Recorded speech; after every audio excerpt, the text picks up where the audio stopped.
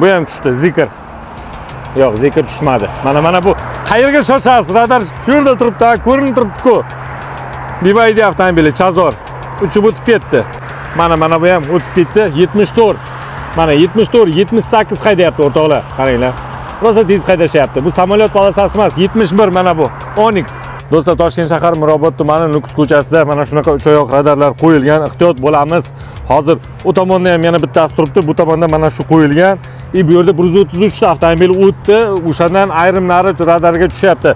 Ayniqsa elektromobillar rosa ko'p tushyapti. U tomondan ham rosa tez kelyapti. Qarama-qarshisiga Kapital bankka ham uch oyoq mana shunaqa radar dejurlik olib boryapti. Mana bu BMW haydovchisi Tracker 71 tushdi shu yerda o'zida. Ko'ryapsizmi? Mana bu tez haydayapti. Gentra qayerga?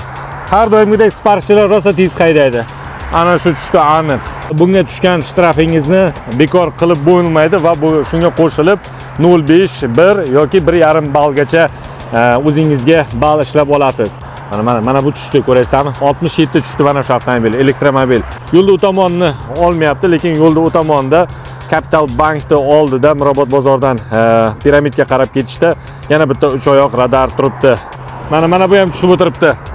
Gentra 66 mi 67 tushdi. Mana bu ham tushib o'tiribdi. Yana elektromobil. Do'stlar, elektromobillar 70 tez haydashyapti, rosa tez haydayapti.